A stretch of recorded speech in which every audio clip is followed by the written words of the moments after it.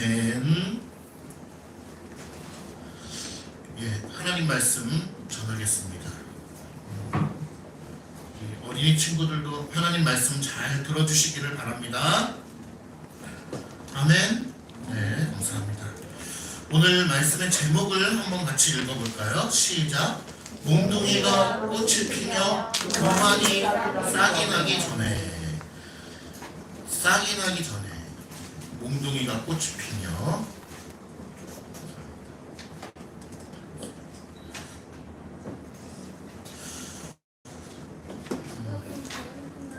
에스겔 강해를 진행하면서 많이 디테일하게 말씀을 전하고 있지는 않습니다. 요한복음과 로마서 강해를 수년에 걸쳐서 해보니까 몇 년이 걸리니까 좀 힘들 수도 있겠다는 생각이 들어가지고 또 은퇴하기 전에 에스겔 강해를 할 수 있을 거라고 믿고 이렇게 진행하고 있습니다. 잠깐만 볼게요. 지난주에 일산에 있는 삼송제일교회라는 교회에 가서 총신대 교수이신 서창원 교수님의 강의를 듣는 기회가 있었습니다. 근데 강의의 그 여러 가지 주제 중에 그런 영국 청교도들의 순교 또 장로교도들의 순교에 대해서 듣는 시간이 있었습니다. 근데 자세한 내용은 이제 강부사님 또 역사 강의 시간 때 우리가 들을 수 있게 되겠지만 장로교의 교리를 위해서 순교하는 그런 사람들의 이야기를 듣게 되었어요. 예수님을 믿을 거냐 믿지 않을 거냐 라고 하는 결정이 아니고 장로교의 교리를 위해서 순교하는 거예요.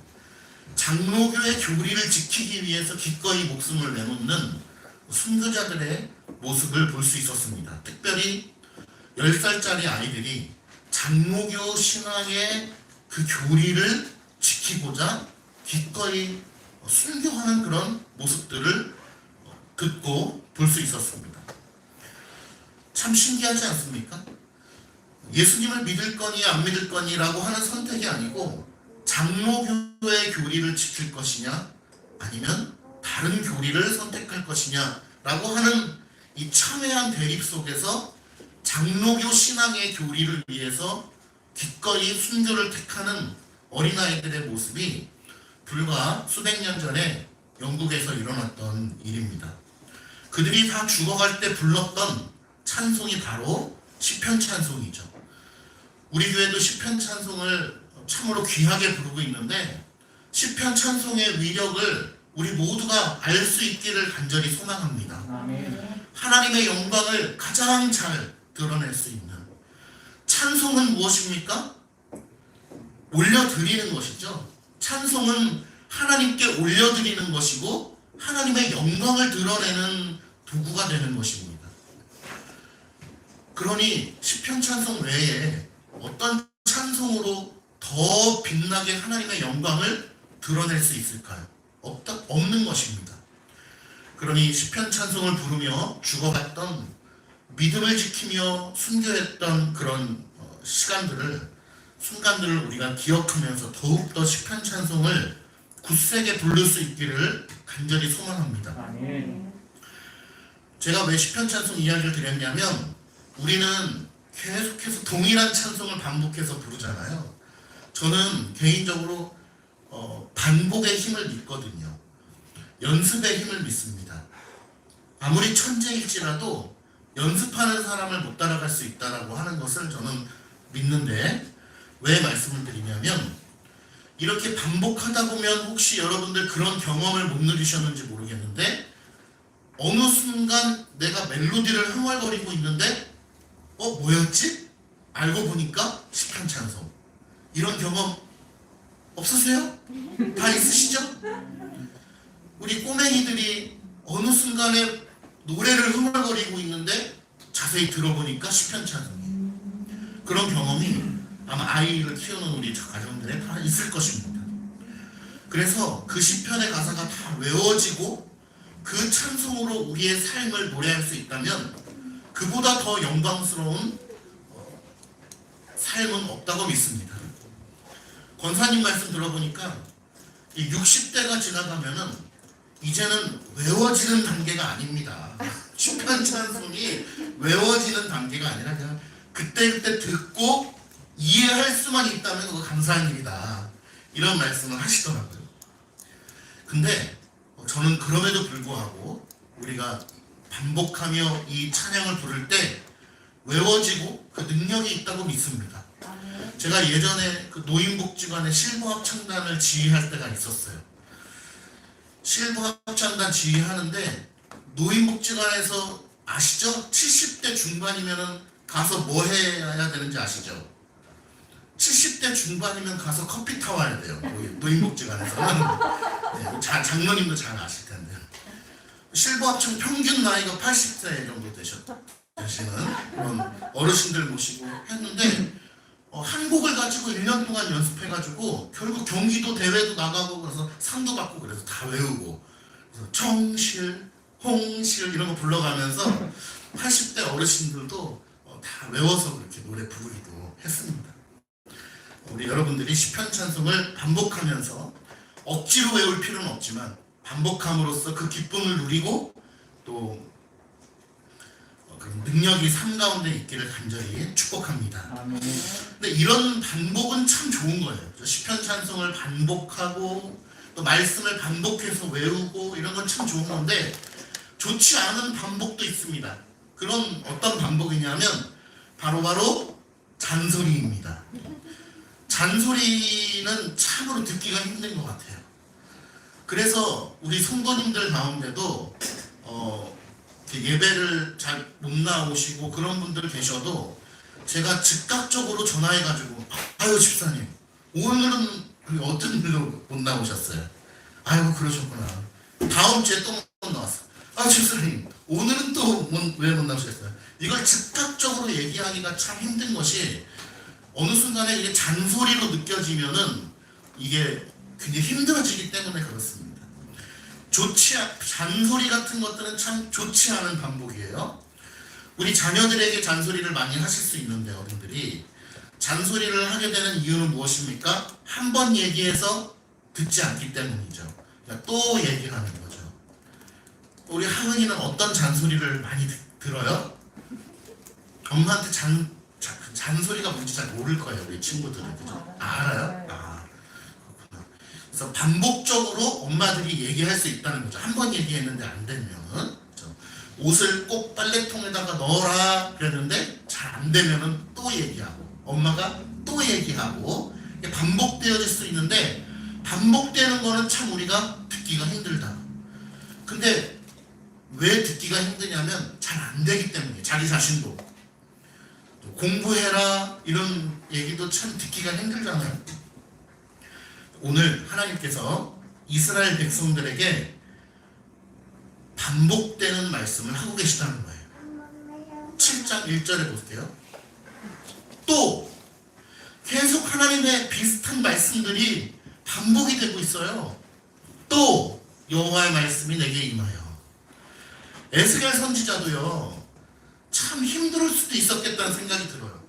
계속해서 심판의 말씀, 계속해서 경고의 메시지가 한 번, 두 번도 아니고 또 임하여 가라사대, 또 임하여 가라사대, 너희들 또 들어라 하나님의 말씀이다 라고 하면서 말씀하고 있다는 사실입니다. 그런데 이따가도 말씀드리겠지만 이렇게 반복되는 것은 반복되는 경고와 심판과 권고의 메시지는 사실 사랑입니다. 사랑이 없으면 반복해서 얘기할 수가 없거든요. 우리 자녀 키워보신 분들 다 아시겠지만 옆집 아이한테 내가 반복해서 잔소리를 하게 됩니까? 그건 절대 그렇지 않아요. 내 아이가 아니면 절대로 반복해서 잔소리를 할 수가 없어요. 반복해서 권고, 충고, 충언, 내 자식이 아니면, 내 가족이 아니면, 자, 그렇다면 우리가 그리스도를 머리로 하는 한 몸이라고 고백하는 이 교회 안에서는 어때야 될까요? 반복되는 충고와 조언과 잔소리가 필요할까요? 안 필요할까요?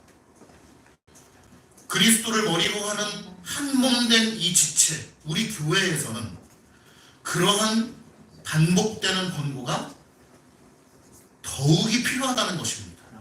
왜냐하면 우리는 혈맹이잖아요. 같이 천국 가는 형제잖아요.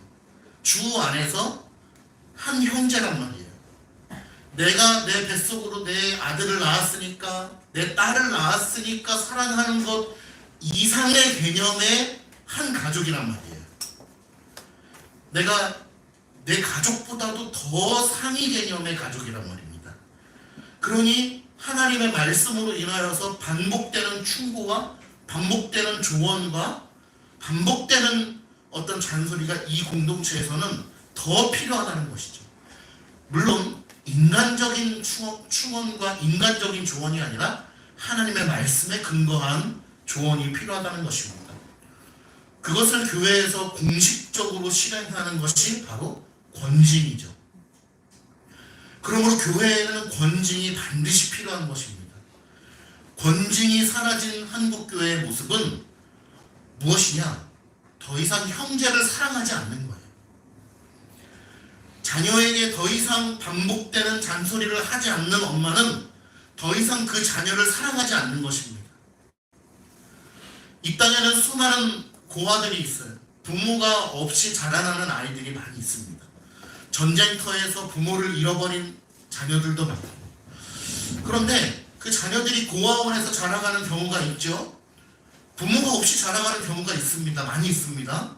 그런데 부모가 없이 자라갈 때에 가장 슬프고 그것이 우리가 어려운 일이라고 얘기할 수 있는 것은 정말로 나에게 회초리를 들어서 사랑의 마음으로 나에게 반복해서 조언해 줄 수 있는 사람이 없다는 게 가장 슬픈 거예요. 왜냐하면 부모가 없어도 돈도 많이 벌 수 있어요. 성공도 할 수 있어요. 명예도 얻을 수 있어요. 그러나 내 부모가 아니고서는 나에게 회초리를 들어서 반복적으로 조언해주고 잔소리해줄 수 있는 사람이 없다는 거예요. 고아원 원장님이 또 나를 양아들로 삼아주신 어떤 부모라든지 나를 책임져 주시는 후원자가 충분히 나를 먹여 살려주실 수 있고 공부도 시켜줄 수 있지만, 그렇게 때려가면서 사랑으로 권면해줄 수 있는 것이 없다는 것이 불행하다면 불행할 수 있을 것입니다. 그럼에도 불구하고 그러면은 이 땅 가운데 부모가 없는 자들은 다 불행한 것이냐? 이렇게 질문할 수 있죠.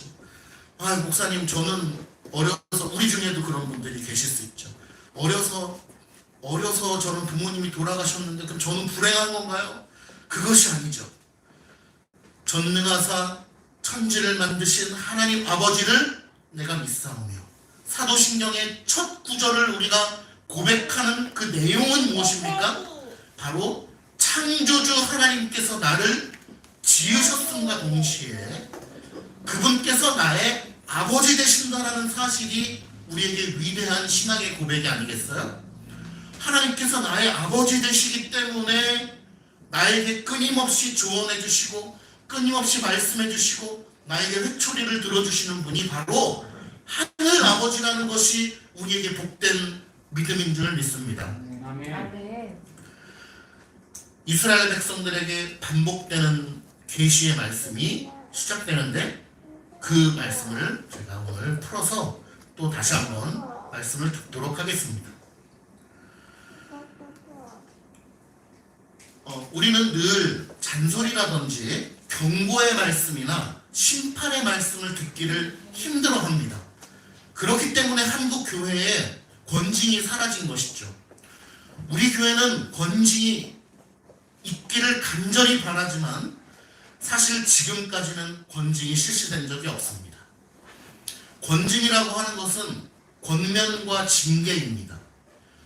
권면부터 시작하는 것이죠. 성도님, 그러시면 안 되시고 이렇게 신앙을 잘 인도해 가셔야죠. 권면하게 되는 것입니다. 저는 권면이 있는 사랑가득교회가 되기를 간절히 소망하면서 기도하면서 당회를 세운 거예요. 왜냐면 제가 혼자서 그러면 그냥 목사님 잔소리 이럴 수가 있어요. 사람의 마음. 그러나 당회라고 하는 이 기관을 통하여서 성도들에게 더욱더 사랑으로 더 무게감 있게 말씀으로 인도하는 그런 당회가 되기를 소망하면서 더욱더 당회를 소망했었습니다.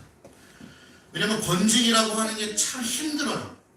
왜냐면 자칫 잘못하면 인간의 감정이 들어갈 수가 있고, 자칫 잘못하면 인간의 감정이 아니고 사랑으로 권면을 했을지라도 받는 사람 입장에서 기분이 나쁠 수 있기 때문에 그런 것입니다.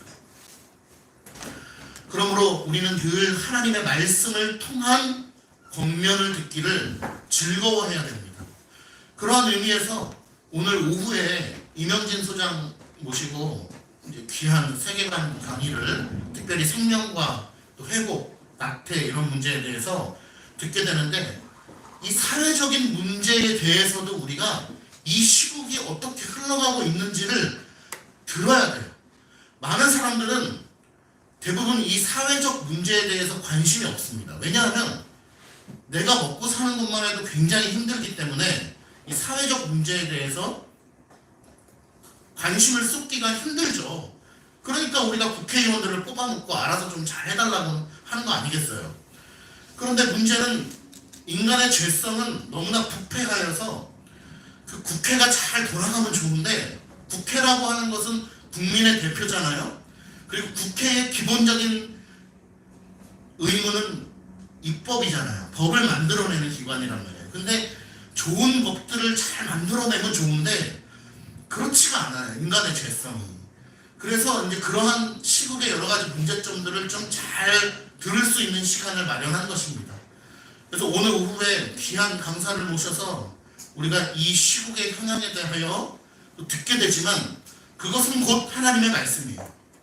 담임 목사가 오후 예배 때 설교하는 것과 같은 것으로 제가 그 강사를 모셔서 제가 할 말을 대신 전할 수 있는 기회를 드리는 것입니다. 그러니까 여러분들 꼭 오후에 할렐루야 1절에 보니까 또 여호와의 말씀이다 라고 말합니다. 그리고 또 끝났다 이런 표현도 하고 계십니다. 계속해서 비슷한 내용이 반복이 되고 있는데요. 즉각적인 심판이 축복일 수 있어요. 자, 제가 만약에 죄를 지었어요.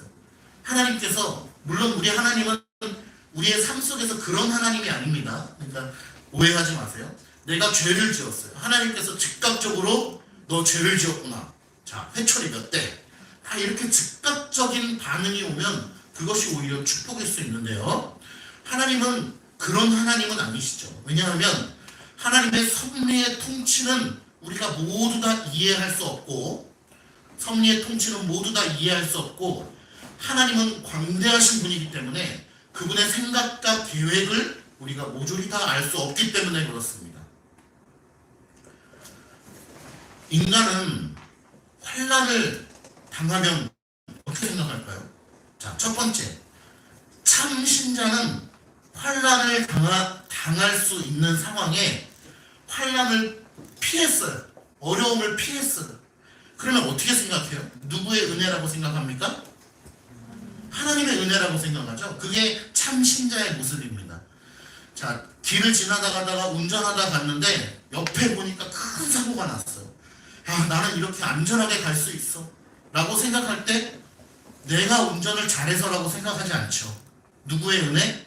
하나님께서, 나도 저렇게 교통사고를 당할 수 있는데 하나님께서 나를 이렇게 지금 이 순간에 지켜주셨기 때문에 내가 안전하게 차를 타고 갈 수 있다라고 하는 마음을 갖습니다. 이것이 참 신자의 생각이고 참 신자의 당연한 삶의 열매입니다.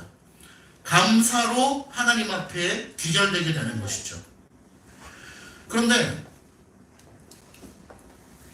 참 신자가 아닌 사람들은 어떤 생각을 하냐면, 환난을 피하고 있을 때 주변 사람들이 막 환난을 당하고 있어요. 건강도 무너지고 사업도 무너지고 환난을 당하고 있을 때 나 자신을 보면서 어떤 생각을 할까요? 하나님과 관계없는 삶을 살아가는 사람은 그 순간에 아무 생각을 안 해요. 참신자는 너무 감사. 하나님께서 지금 이 순간 나를 지켜주셔서 내가 이렇게 안전할 수 있어. 참신자가 아닌 사람은 아무 생각을 안 해요. 근데 그 아무 생각을 하지 않는 것의 근본 뿌리는 굉장히 철학적인 사고인데요. 그 근본 뿌리는 내 안에 공로가 있어요. 내가 잘했기 때문에 나는 지금 저 환난을 당하고 있지 않아. 자, 환난을 당하고 있지 않은 것에 대한 공로가 다르죠. 참신자는 하나님 때문에 내가 지금 안전하다. 하나님의 은혜로 내가 안전하다라고 여기고, 참신자가 아닌 사람은 아무 생각을 하지 않지만 그 뿌리에는 내가 있다라는 거예요. 하나님을 생각하지 않는 것은 곧 내가 있는 것입니다. 그러면 이런 사람들의 특징은 무엇입니까?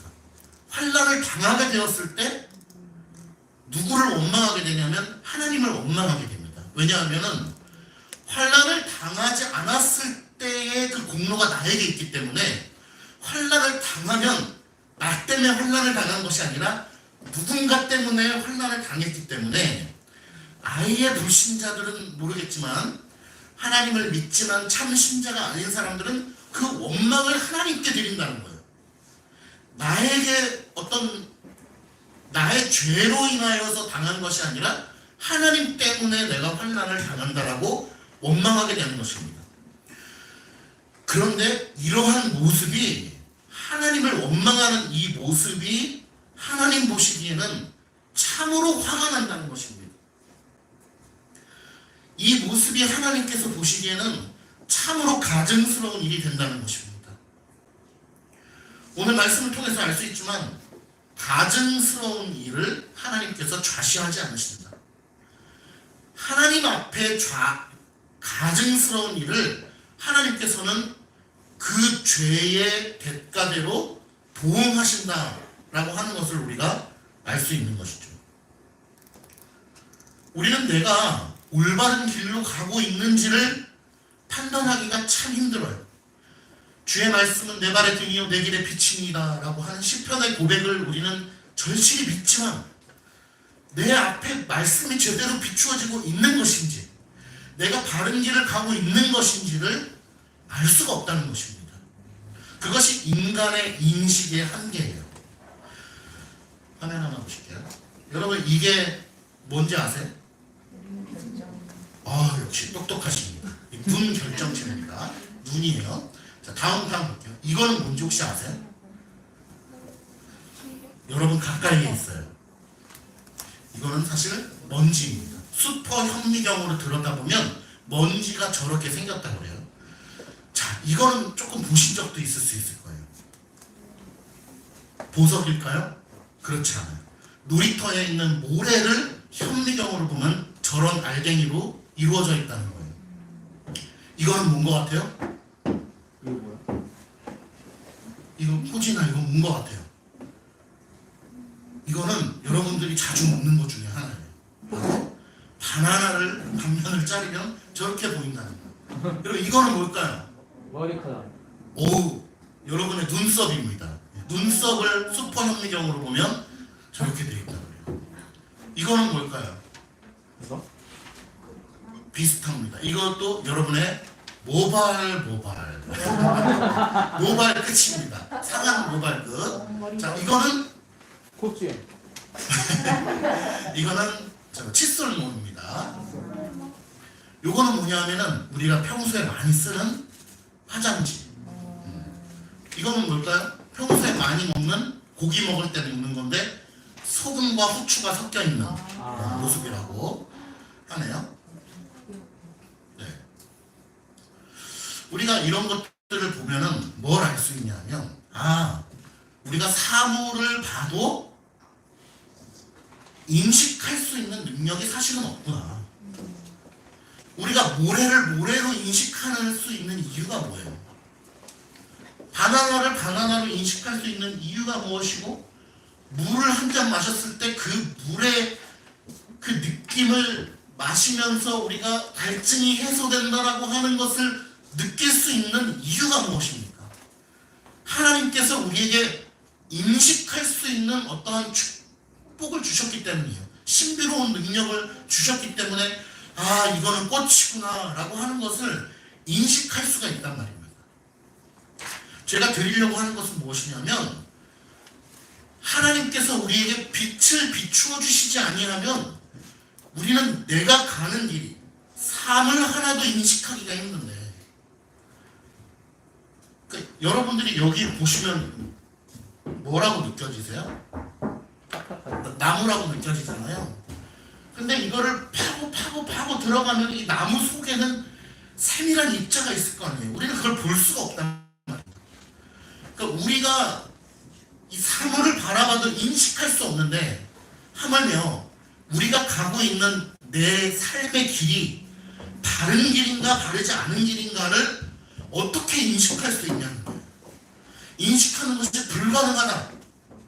마치 사도 바울이 다메섹 도상에서 예수 그리스도를 만나기 전에 열심히 막 여름 수련회까지 다니면서 뭐하고 다녔어요? 예수님 믿는 사람들을 다 잡아서 감옥에 넣는 일을 했잖아요. 그것이 자기에게 얼마나 공로고 열심이었어요. 자기가 인생 가운데 가장 잘한 일이라고 생각했단 말이에요. 그것이 가장 하나님의 영광을 올려드리기 위해서 최고의 선의 일이라고 생각을 했단 말입니다. 그런데 하나님의 빛이 비추어 주시는 순간 어떻게 되는 거예요? 그것이 가장 하나님의 이름을 망령스럽게 했다라는 것을 깨닫게 되는 거잖아요.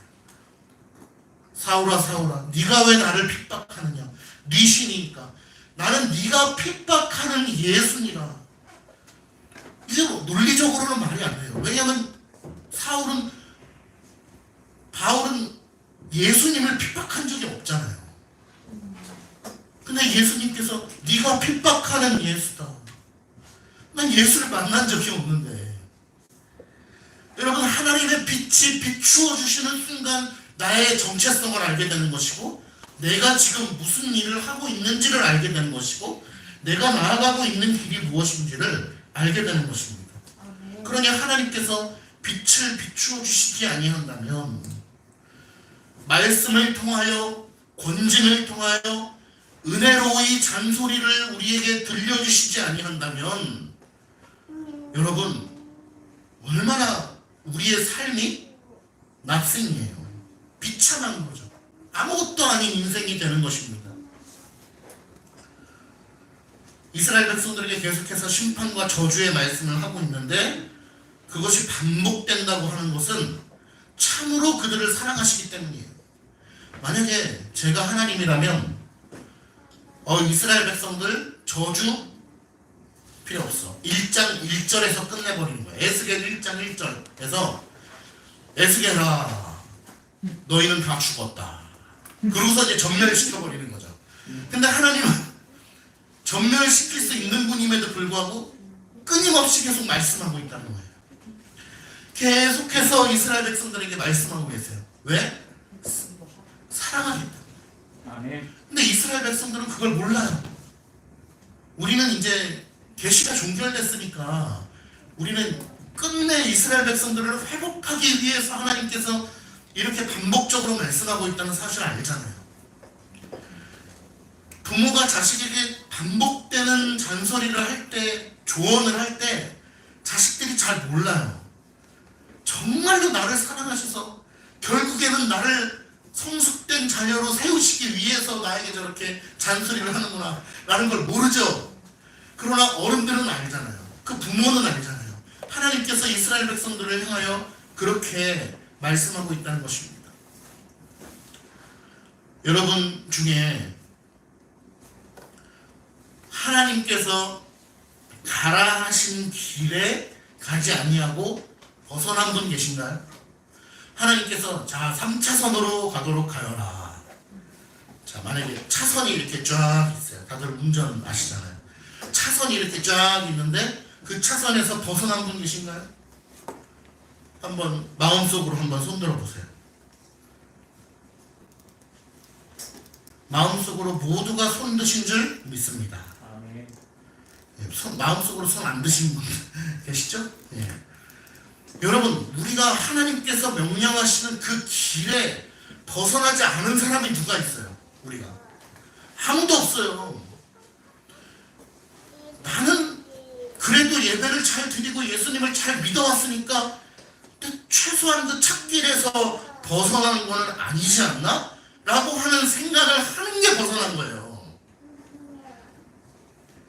그러니까 이러한 질문을 드렸을 때 우리는 어떤 생각을 해야만 하냐면, 아이고 하나님 찾길이요? 아니요.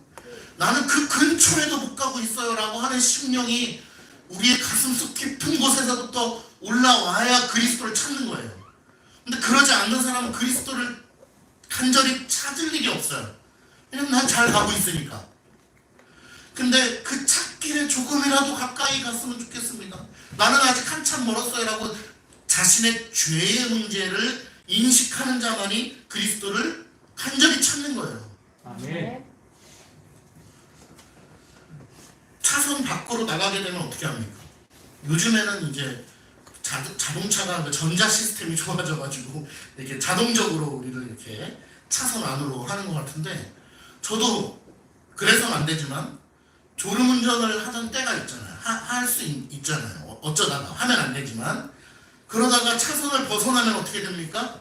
옆에 있는 인도의 그 휠이 바퀴가 이렇게 닿으면서 깜짝 놀라서 차선으로 다시 돌아온단 말입니다. 우리는 계속해서 그러한 그 인도의 부딪힘, 저는 그 인도 그 불러 튀어나온 그 올라온 그거에 부딪히는 것이 하나님의 계도가 아닌가, 권징이 아닌가, 그런 생각을 해봐요. 하나님께서 계속해서 계도해 주시고 권면해 주심으로 말미암아 하나님께서 원하시는 그 차도 안으로 우리가 들어가기를 원하신다는 거죠. 그런데 만약에 제가 영종도에를 좀 자주 가는데, 영종도에 가다 보면은 인천공항이 영종도예요. 영종도에 가다 보면 어떤 다리를 건너야 되냐면 인천대교라고 하는 다리를 건너야 돼요. 아시아에서 두 번째로 긴 다리죠. 이렇게 휘어가지고 이렇게 쫙 바다를 가로질러 가는 다리가 있습니다. 근데 거기 꼭대기에 갈 때마다, 가장 높은 그 다리에 올라갈 때마다 어떤 생각이 드냐면, 바람이 불어가지고 내 차가 슝 하고 저 바다로 떨어지면 어떡하지? 이런 상상을 해요. 그러면서 속력을 막 줄이게 됩니다. 그리고 여러분, 그 다리에서는 잘 안 조는 거 아시죠? 다리 위에서는. 왜냐하면 다리 위에서는 저도 한 번도 졸아본 적이 없는데, 운전을 하다가 내가 졸아서 가드레일을 박아서 꽝 하고 바다 밑으로 떨어지면 어떡하지? 라고 하는 생각이 있기 때문에 잘 안 졸아요. 근데 만약에 정말로 안 졸게 하는 방법이 뭔지 아세요? 다리 위에 가드레일을 다 없애는 거예요. 그래서 차가 졸아서 옆으로 조금만 가면은 그냥 떨어지는 거예요. 여러분, 그 가드레일이 있어서 바다로 떨어지지 아니하고 조금만 긁히려고 하면 깜짝 놀라서 다시 차선으로 돌아오는 것이 얼마나 은혜입니까? 하나님께서 여러분들에게 즉각적인 어떤 말씀과 권면으로, 징계로 여러분들을 다시 차도 안으로 들어올 수 있게 하시는 것이 얼마나 은혜냐는 거예요. 아멘. 여러분들이 그러므로 하나님 앞에 그러한 갈망과 기도 제목이 있기 바랍니다. 아멘. 하나님, 제가 차선을 좀 벗어나면 저에게 권면해 주세요. 여러분, 여러분의 신앙을 지도하는 담임 목사에게 이렇게 얘기하시기 바랍니다. 목사님, 제가 신앙의 도를 어긋나고 잘못하고 있다면 목사님 주저없이 저에게 권면해 주시고 징계해 주세요. 라고 얘기하신다면 얼마나 좋겠나 싶습니다. 마음으로 그렇게 고백하신 줄 믿습니다. 아멘. 왜냐? 교회라고 하는 기관을 통해서, 제가 여러분에게 잔소리하고 싶어서 그런 것이 아니라 하나님께서 그러한 역할로 저와 장로님을 세웠어요. 이 교회에. 그것이 교회의 권위고 질서예요. 교회라고 하는 하나님께서 세우신 이 기관을 통하여 여러분들에게 권면을 하게끔 하시는 것이 하나님의 질서라는 겁니다. 아니면은 이렇게 될 수 있죠. 하나님께서 실제로 몽둥이를 들어가지고 여러분들의 엉덩이를 쳐주실 수 있겠죠. 그러나 그 정도 되면은 아프단 말이에요. 갈 때까지 가는 거일 수 있어요. 가드레일을 받기 전에 조수석에서 얘기해주는 게 좋지 않겠어요? 아닙니다. 전 조수석에 그 말은 기분 나쁘니까 가드레일을 받고 나서 정신 차리겠습니다. 그러면 어쩔 수 없죠. 조수석에서 깨웠는데 기분이 나빠. 막 깨우지 말라고. 그런 분은 어쩔 수 없어요. 그러면 하나님의 그 권면과 계도의 가드레일에 어느 정도 부딪히고 그래서 다시 정신 차릴 수 있는 겁니다. 그러나 조수석에서 깨울 때도 잠이 깨지가 않으면 어떻게 해요? 조수석에 있는 사람이 창문도 열고 경적도 울리고 소리도 지르고 자일리톨건도 매겨가면서 해야 되지 않겠어요? 그것이 정말로 운전대를 잡고 있는 인생의 주인의 각 성도를 정말로 사랑하는 사람의 태도잖아요. 에휴, 졸든지 말든지 뭐 가드레일 박으면 정신 차리겠지 뭐. 이것이 부모의 마음이 아니잖아요. 자식이 운전하고 있는데 그런 부모가 있겠어요? 에휴, 뭐 바다에 떨어지면 떨어지고 가드레일 박으면 박는 거지 뭐. 그러나 옆에서 계속 두들기고 해도 결국 깨닫지 못하는 사람은 가드레일을 밟게 될 것입니다. 그러니 여러분, 우리가 마음 가운데 어떤 갈망이 있어야 돼요. 하나님, 조수석에서 얘기해주는 저 권면을 들을 때 내 잠이 깨지게 해주세요. 간절히 그런 소망이 있어야 되잖아요. 아멘. 그러므로 신자들에게 고난이 있다면 그것은 희망입니다. 신자가 아닌 사람들, 불신자들에게는요, 하나님께서 어떤 계도의 가드레일을 적용하지도 않으세요. 하나님의 일반 은총적 차원에서 이 세계의 질서를 유지하기 위해서는 그 가드레일을 운영하시지만 구속사적 관점에서 그들에게 가드레일을 갖다가 주지 않으신단 말입니다. 구속받은 백성들에게나 그 가드레일이 있는 거예요. 우리에게 권면과 징계가 있는 것입니다.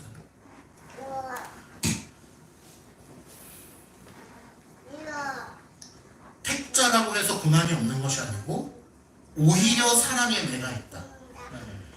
부모가 있는 자가 회초리를 맞는 것입니다.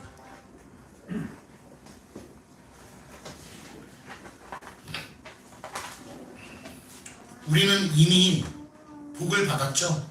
어떤 복을 받으셨어요? 하나님께서 나의 아버지시라고 하는 복을 받은 거예요. 육신의 부모는 유한하잖아요. 언젠가 돌아가시잖아요. 누구는 일찍 돌아가시기도 하고 누구는 늦게 돌아가시기도 하고 누구는 부모 얼굴을 보지 못하고 이 세상을 살아가기도 합니다. 육신의 부모는 차이가 있을 뿐이지 유한하다는 점에서는 다 동일해요. 그러므로 참된 복을 받은 자들은 누구냐? 바로 하나님 아버지가 창조주시오 나의 아버지시라는 것을 고백함과 동시에 그 언약적 관계가 성립된 사람만이 참으로 행복한 이 땅의 삶을 살아가는 것입니다. 아멘. 나를 계도해 주실 수 있고 나를 회초리를 들어주실 수 있고 권면을 통해서 나에게 말씀해 주시는 것입니다. 직접 말씀해 주시는 것이 아니고 말씀을 통하여 교회의 권위를 가지고 여러분들에게 권면을 하는 것입니다.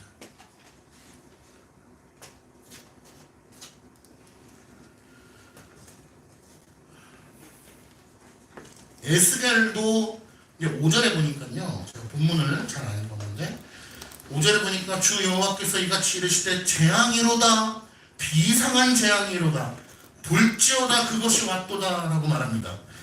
근데 하나님께서 말씀하시는 이 내용들이 계속해서 굉장히 어떻게 보면 극단적인 그런 과격한 말씀으로 심판을 주시고 계시거든요. 경고를 하고 계시거든요. 왜냐하면 에스겔도 겪어보지 못한 재앙이 올 것이기 때문에 그래요. 그러니까 에스겔도 사실은 하나님께서 우리에게 어떤 재앙을 주실지 참 두려운 마음으로 말씀을 전하고 있는 것입니다. 우리는 성경을 통하여 이들이 어떠한 재앙을 받았는지 잘 알고 계시죠. 몇 가지 언급했었잖아요. 살육, 이방 민족들이 쳐들어와서 바벨론이 쳐들어와서 살육하는 것, 다 칼로 베는 것입니다. 불태우고 소멸되고 심지어는 어떻습니까? 기근으로 인하여서 먹을 것이 없어서 자식을 잡아먹는, 부모를 잡아먹는 그러한 일이 이 삶 가운데 일어난다는 사실을 알고 있잖아요. 그러니까 그것을 계속해서 지금 예언하고 있는 것입니다. 6절에 보니까 더 극단적인 표현이 나와요. 끝이 왔도다, 끝이 왔도다, 끝이 너에게 왔도다, 볼지어다, 그것이 왔도다 라고 이야기를 합니다. 이스라엘 백성들은요 안주하고 있었어요. 왜냐하면 늘 예언을 말씀하고 있고 심판을 말씀하고 있는데 문제는 아직까지 심판이 이루어지지 않았거든요. 예수님이 온다고 하는데 예수님이 안 오고 있잖아요. 근데 참 신자들은 마라나타 주 예수여 어서 오시옵소서. 참 신자들은 하나님의 예수 그리스도의 재림을 간절히 갈망하고 있죠. 이렇게 편안한 현대 삶을 살아가면서도 참 신자들은 그리스도의 재림을 갈망합니다. 근데 비상식선에서 갈망하는 자들이 세대주의자들이고 말씀 안에서 갈망하는 자들이 우리 정통 신학의 분류들이죠. 갈망하고 있다는 거죠. 그런데 사람들이 어떤 죄성이 있냐면 아유 안 오네. 언제 와? 아유 거짓말인 것 같아. 얼마 전에 그 로마 카톨릭의 교황이 그런 얘기 했었죠. 예수님은 안 오실지도 모른다고 이런 얘기를 했어요. 또 어떤 얘기도 하냐면 어떤 얘기 했었죠? 성경을 바꿔야 된다고. 구식이라고 성경을 바꿔야 된다는 얘기도 하고 또 어떤 얘기도 하냐면 가룟 유다가 지옥 간 거는 이거는 아니다. 이건 불쌍한 거다. 가룟 유다도 나름대로의 그 역할을 한 거다. 예수님을 팔아넘기는 역할을 한 건데 가룟 유다가 아니었으면 어떻게 십자가 사건이 있을 수 있겠느냐. 너무 불쌍하다. 가룟 유다를 우리 천국으로 보내주는 미사를 드리도록 하겠습니다. 이런 얘기를 하잖아요. 이게 되게 웃긴 거예요. 왜냐하면 가룟 유다는 천국에 갔을 것입니다 라고 하는 사람들도 많았어요. 근데 천국에 갔을 것입니다 요거보다 더 웃긴 거예요. 왜냐하면 이미 지옥에 갔는데 자기들이 미사를 통해서 천국으로 보내주는 거예요. 교황은 성경의 말씀보다 교황의 권위가 더 있는, 교회의 권위가 더 있는 자들의 말로가 바로 이런 모습입니다. 참 안타깝죠.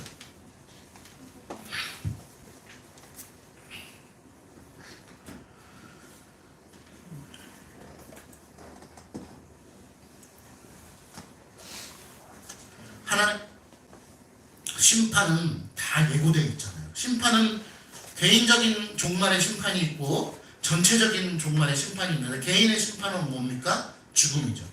개인의 종말은 죽음이고 전체적인 종말은 예수 그리스도께서 다시 오시는 것입니다.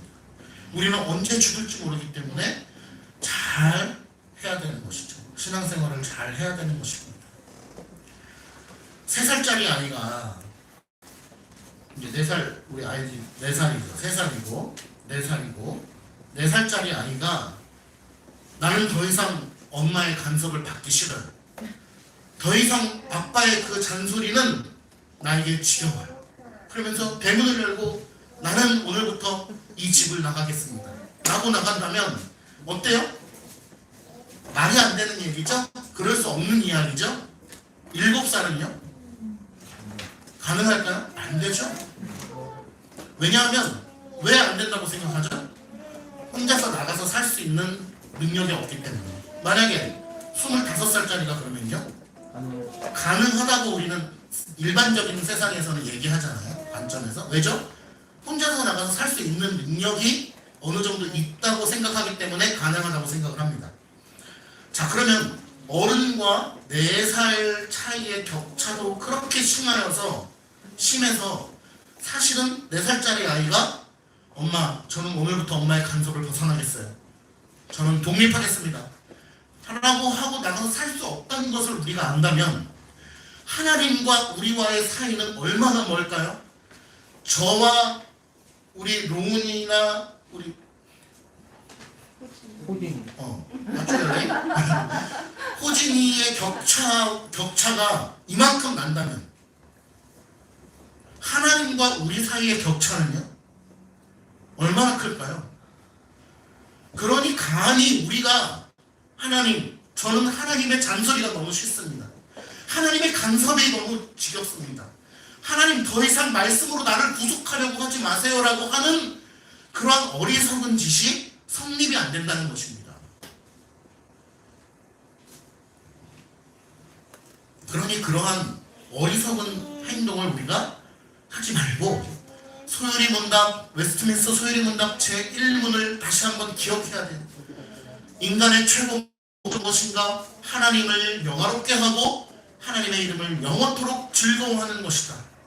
이것을 외우는 데서 끝나는 것이 아니고 참으로 이 말씀대로 살기를 간절히 소망하는 마음으로 열렬하게 발버둥쳐야 되는 것이죠.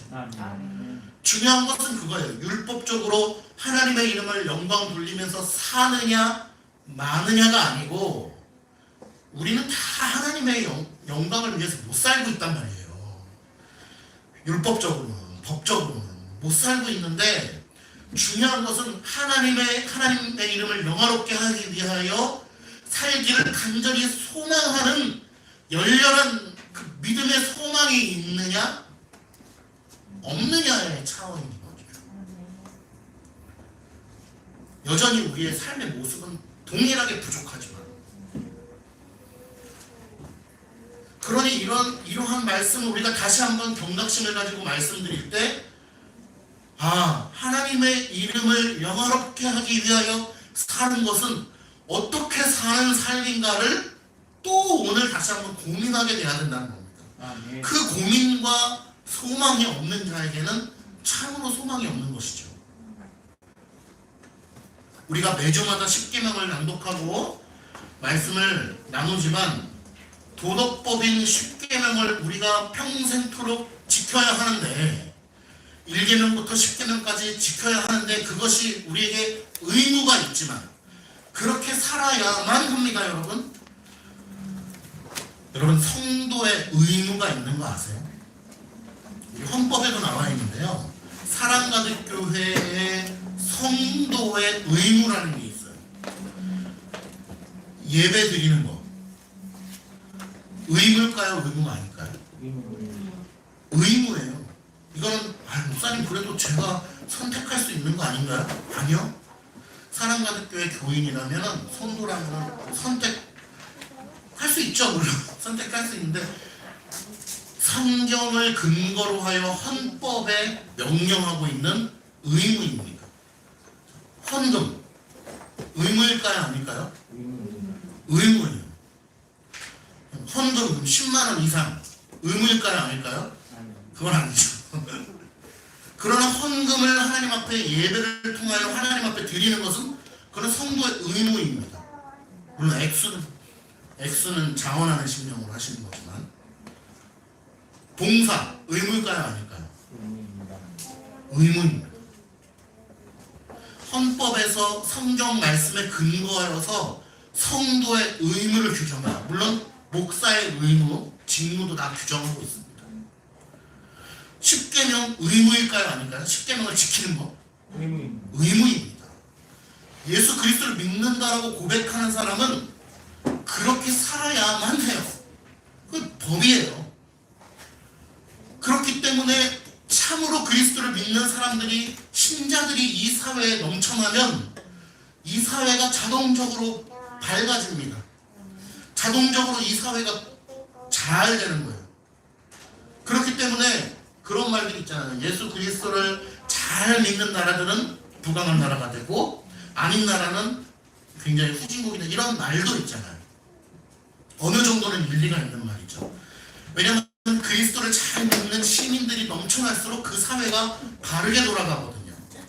근데 지금 이 시국에는 그렇지 않은 사람들이 너무나 많고 또 그리스도를 믿는다고 하지만서도 하나님의 법을 전혀 생각하지 아니하고 살기 때문에 엉뚱한 법들이 입법이 되고 나라를 굉장히 안 좋은 방향으로 몰고 가고 있는 것입니다. 그런 자세한 내용에 대해서 언제? 오늘 2시에 듣게 된다라는 것입니다. 이런 것에 관심을 가지고 우리가 잘 한다면 우리 한국교회가, 한국 사회가 다시 한번 그래도 하나님께 쓰임받을 수 있다고 저는 믿습니다. 아멘. 그런데 다시 한번 이런 거에 관심이 없고 그저 십계명대로 사는 거에 대해서 관심이 없는 신자들이 넘쳐난다면 이제 드디어 우리가 20년 동안 얘기하던 유럽 교회에 대해서 들어보셨죠? 유럽 교회가 텅텅 비고 지금 우리나라도 약간 그렇잖아요. 중형교회가 다 팔려가고 그냥 부도가 나서, 교회가 부도가 나요. 여러분, 교회도 사업만 부도가 나는 게 아니고 교회가 부도가 나가지고 그 건물들이 다 나이트클럽이 되고, 왜냐면 클럽으로 쓰기에 좋거든요, 교회들이. 왜냐면 크고 공간이 넓잖아요. 크고 공간이 넓어. 이제 위에다가 조명하고 스피커만 달면 이제 나이트클럽이 되는 거예요. 데코만 하면. 왜냐하면 중형 교회들이 크고 높고 넓단 말이에요. 그러한 유럽 교회의 모습들을 이제 한국 교회도 답습하게 될지, 아니면 우리가 정신을 똑바로 차려서 다시 한번 한국 교회가 쓰임을 받게 될지, 저는 쓰임을 받게 될 거라고 확실히 믿고 있어요. 왜냐하면 그 근거가 뭐냐면 하나님께서 유례 없는 대한민국에 선교사들을 보내주시고 선교사들로 인하여서 대한민국이 세워지고, 물론 어떤 정부를 통해서 세워지고 유례 없는 대한민국의 발전을 이룩하게 하시고 한국 교회들이 엄청나게 쓰임을 받았단 말이에요. 전 세계에서 선교사를 제일 많이 보내는 국가가 어딘지 아시죠? 미국. 두 번째가 한국이에요. 미국은 역사가 일단 오래됐잖아요. 그 선교의 역사가. 인구가 훨씬 많고. 세계에서 두 번째로 미국 빼고는 우리나라가 선교사를 모든 전 세계에 제일 많이 보낸단 말이에요.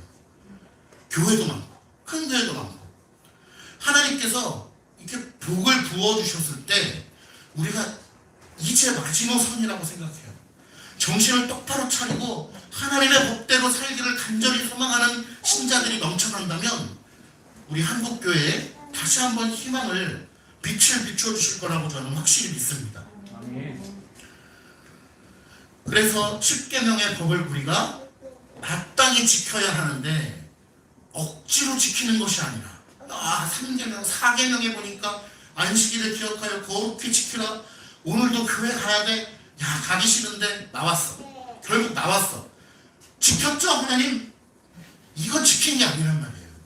하나님, 저 오늘 예배 드렸어요. 출석했습니다. 갑니다. 이거는 지킨 게 아니에요. 자, 생각해보세요. 만약에 우리 자녀가,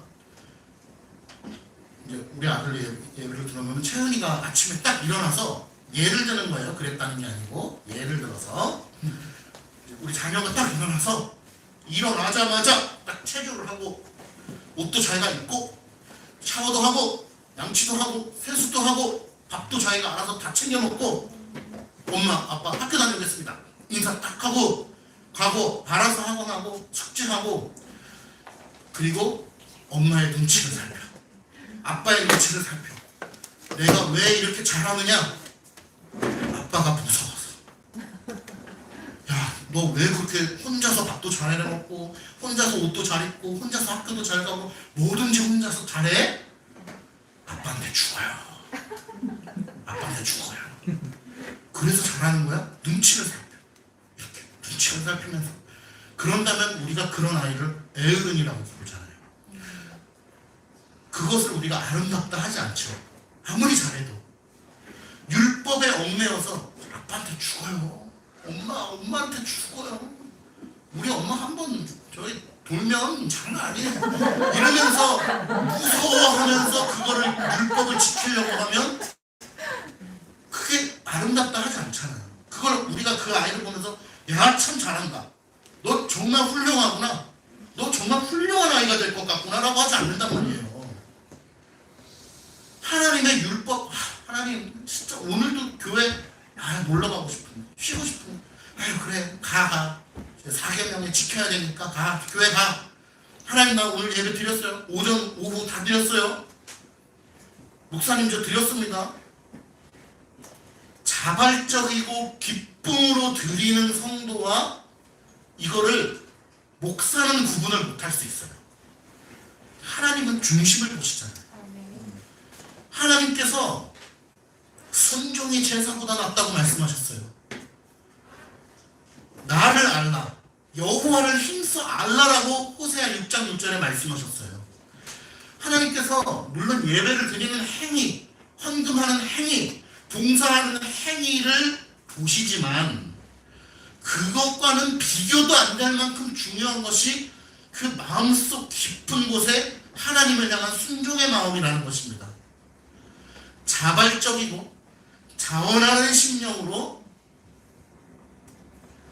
하나님 앞에 나아가는 것이 중요해요. 만약에 자발적인 기쁨이 없다면 오늘 본문에 말씀하시는 가증스러운 것입니다. 앞과 뒤가 다른, 속과 겉이 다른 가증스러운 것을 하나님께서 결코 좌시하지 않으신다고 했어요. 예배를 드린 횟수가 많다고 구원받는 것이 아니고 헌금을 많이 했다고 천국에 가서 나중에 봉사상을 받는 것이 아닙니다. 하나님 앞에 얼마나 기쁨으로 자원하는 심령으로 나아갔느냐. 아이가 부모 앞에 헌신할 때 엄마와 아빠와의 어떤 성숙한 인격적인 사랑의 관계 속에서 기쁨으로 자기가 해야 할 일을 할 때 그것이 아름다운 거잖아요. 한국 교육이 무너졌던 이유 중에 하나는 바로 강제성이었죠. 강제로 숙제 왜 해? 안 해가면 죽어요. 이런 것이 너무 강조되었기 때문에, 그러니까 필요한 부분이지만 그것이 잡아먹었기 때문에 아이들에게 있어서 공부할 수 있는 어떤 지적 동기부여가 안 되었던 것이죠. 우리나라가 급격하게 발달을 하면서 그런 것들을 좀 놓친 부분이 있는 것 같아요. 그러나 그럼에도 불구하고 하나님께서 여러분들에게 오늘 또 말씀을 통하여 오늘 마땅한 교훈을 주시고 계신 것입니다. 저는 오늘 말씀을 통해서 여러분들이 마땅히 깨달아야 될 것들을 잘 깨닫기를 바라요.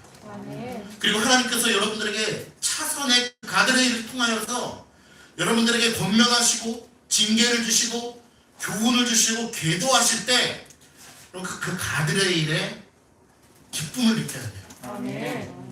바다에 떨어지지 않는 것에 기쁨을 느끼면 하나님 저를 계도하여 주세요. 말씀을 통해서 교회의 권위를 통하여 말씀으로 설교 말씀을 통하여 주님 저를 교훈해 주세요. 그러한 갈망이 있는 것입니다. 그리고 하나님께서 오늘 몇 절인가요? 때리신다는 표현이 있어요. 나는 너희를 때리는 하나님이다.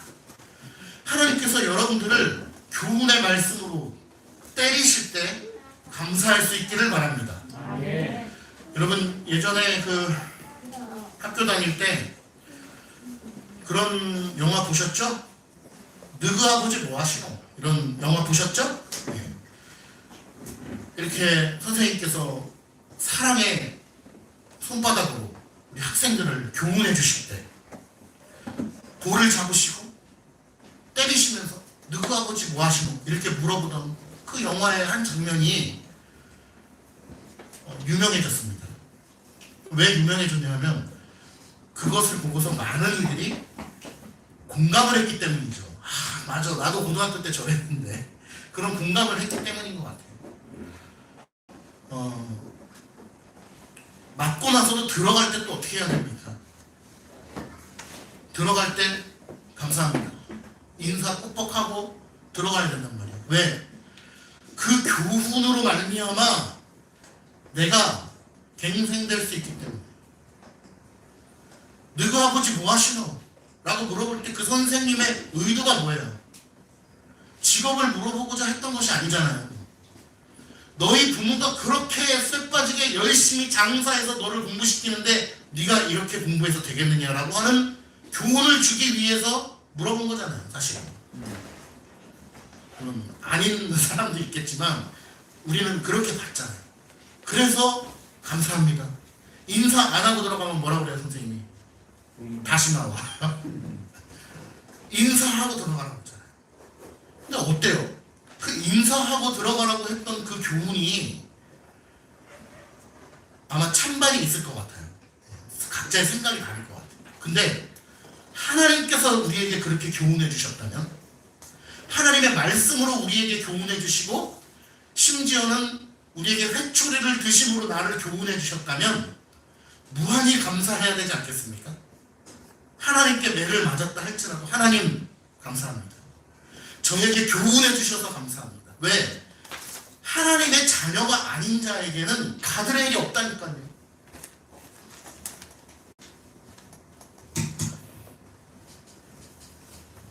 10절 보세요. 오늘의 주제입니다. 볼지어다 그날이로다 볼지어다 임박하도다 정한 재앙이 이르렀으니 몽둥이가 꽃이 피며 교만이 싹이 났도다. 자, 오늘 말씀의 제목이기도 하죠. 몽둥이가 꽃이 피며 교만이 싹이 났다라고 하는 표현이 있습니다. 자, 백성들이 어떤 생각을 했냐면요, 아유 심판? 에스겔? 선지자가 맨날 심판 얘기해도 뭐야, 심판도 없어. 우리 같으면 어때요? 예수님 맨날 재림한다고 그래도 예수님 아유 언제 와? 이런 죄성이 있잖아요. 왜죠? 예수님께서 왜 이렇게 늦게 오고 계시죠? 물론 하나님의 정하신 때가 있지만 오늘 본문에 비추어 보면 사랑으로 오래 참으시기 때문이죠. 저 같으면 그냥 당장 재림해서 야 나 믿은 놈 왼쪽, 나 안 믿은 놈 오른쪽 해가지고 다 죽었어 이럴 것 같은데 오래 참고 계시단 말이에요. 왜? 사랑이 하나님이시기 때문에. 그저 우리가 한 사람도 더 전도되어지고 영혼이 구해지기를 간절히 소망하는 마음으로 그리스도께서 중보하시며 기다리고 계시다는 겁니다.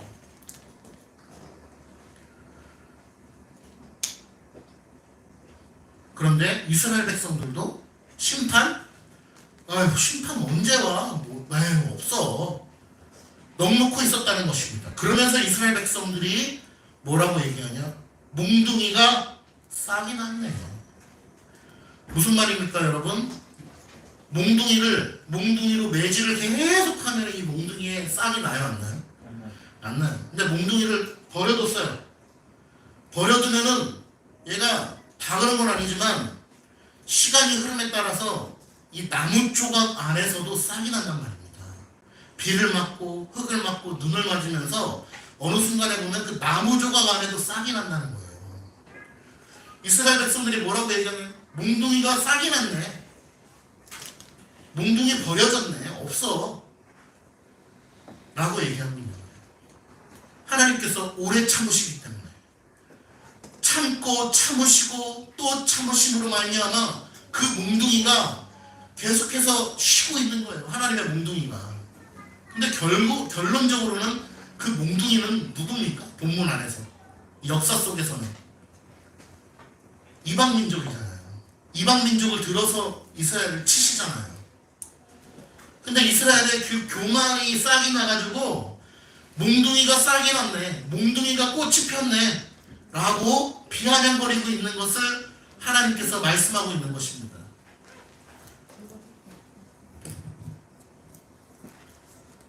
만약에 몽둥이가요, 여러분 진짜로 몽둥이가 있어요. 몽둥이가 진짜로 싹이 나면요, 제신이를, 이제신을 하나님께서 치셔야 되는 몽둥이에요. 근데 이 몽둥이가 진짜로 방치돼서 싹이 나면요, 그게 재앙이에요. 그죠?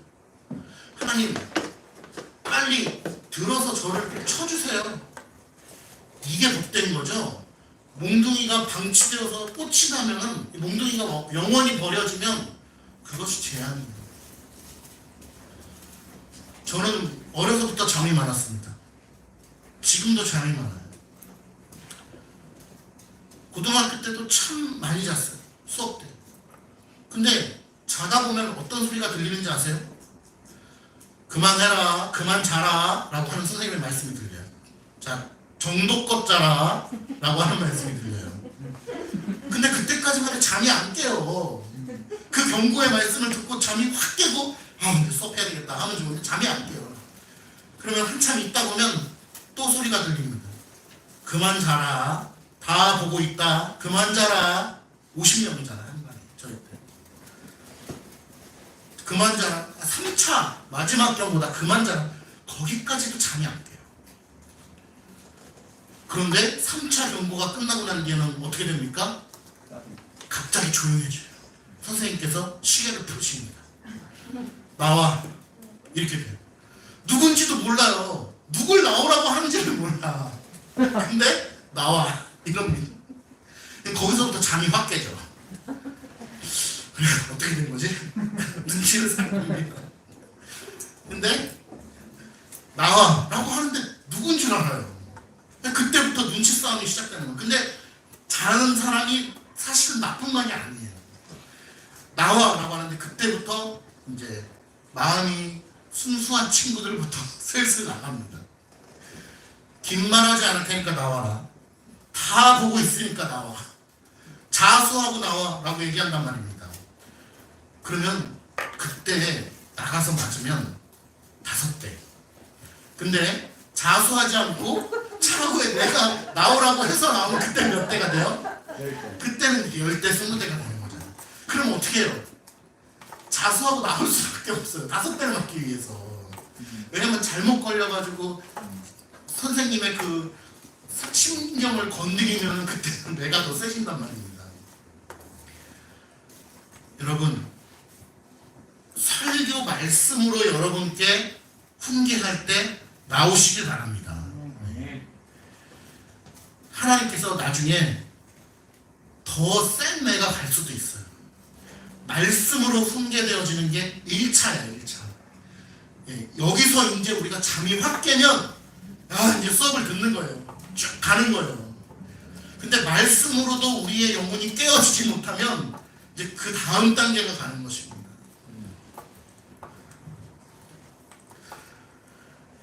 우리가 하나님 앞에 받기를 소망하는 것은 구원이 목적이 아니죠.